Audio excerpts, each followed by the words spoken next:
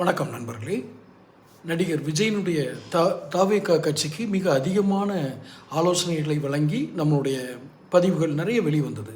அடிப்படை காரணம், நான் தாவேகாவை சார்ந்தவன் அல்ல, இன்னும் சொல்லப்போனால் எந்த கட்சியும் சார்ந்தவன் அல்ல. ஆனால் இருக்கும் கட்சிகளில் சற்று மாறுதல் கொண்டதாக தமிழகத்தில் ஒரு மாற்றம் கொண்டு வர இவர்கள் உதவுவார்கள் என்ற அடிப்படையில் நாம் நிறைய கொடுத்திருந்தோம். ஆனால் இவர்கள் தேர்தல் வருவதை கூட தேர்தல் வந்துவிட்டது, நெருங்கிவிட்டது என்பதை கூட ஒரு அறியாத குழந்தைகளாக இருக்கிறார்கள் என்று தான் தோன்றுகிறது. தேர்தலுக்கு நேரம் ஆயிடுச்சு, இனியாவது உஷாராகணுமே அப்படிங்கிற ஒரு அவசர கதி அந்த கட்சியில் இருக்கிற மாதிரி தெரியல. அதான் நேற்று போட்டிருந்தேன், அவர்கள் தேர்தலையே புறக்கணிக்கிறார்களோ என்று. தமிழ்நாடு சட்டசபை தேர்தல் 2026 என்பது மிக அருகாமையில் இருக்கிறது, நாம் இன்னும் அந்த அளவுக்கு தயாராகவில்லை என்ற நினைப்பில் அவர்கள் ஒருவேளை ஒதுங்கி இருக்கிறார்களோ என்று ஒரு கேள்வி எனக்கு எழுந்தது. அதை நான் பதிவிடமிட்டிருந்தேன். மாவட்ட செயலாளர்கள் நியமிப்பதில் ஆரம்பித்து பூத் கமிட்டி மெம்பர்களை நியமிப்பது வரை ஒரு பெரிய கட்சிக்கு இணையாக தாம் செயல்பட்டால் மட்டுமே மாற்று சக்தி என்று, தமிழகத்திற்கு மாற்று சக்தி என்று மக்கள் நம்புவார்கள். ஆக இந்த ஒரு மாற்று சக்தி என்ற ஒரு கான்செப்டை கொண்டு வரணும் அப்படின்னா நிறைய உழைக்கணும்.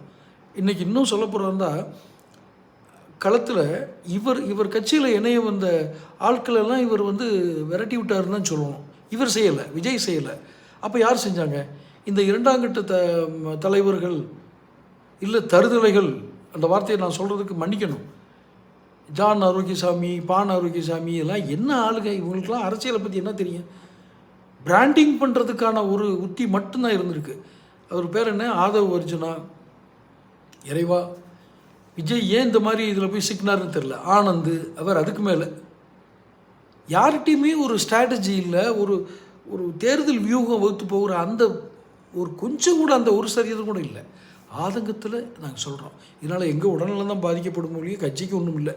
அதனால் முதல்ல கட்சியிலேருந்து இந்த சவகாசத்தை அவர் விட்டால் தான், யார் நம்ம சொன்ன அந்த 3 பேரோட சவகாசத்தை விட்டால் தான் அவர் உருப்பிடுவார். இன்னமும் என்ன காரணத்துக்காக அவரை வச்சுக்கிட்டு இன்னும் களத்துக்கு வர்றாரு, மேடைகளில் தோன்றாருன்னு எனக்கு தெரியல. இவ்வளோ தூரம் எல்லோரும் சொல்லியிருப்பாங்க. இப்போ நான் எங்கள் சேனல்லையும் சொல்கிறோம்னா எல்லோரும் சொல்லியிருப்பாங்க.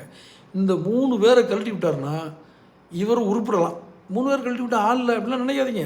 உங்களுக்கு அறிவார்ந்த ஆட்கள் பல பேர் இருக்கிறார்கள். வந்ததை எல்லாம் இவர்கள் தடுத்து விட்டிருக்கிறார்கள். இந்த உண்மையை முதல் விஜய் தெரிந்து கொள்ளட்டும். தொடர்ந்து பேசுவோம். சேனலை சப்ஸ்கிரைப் பண்ணிக்கங்க.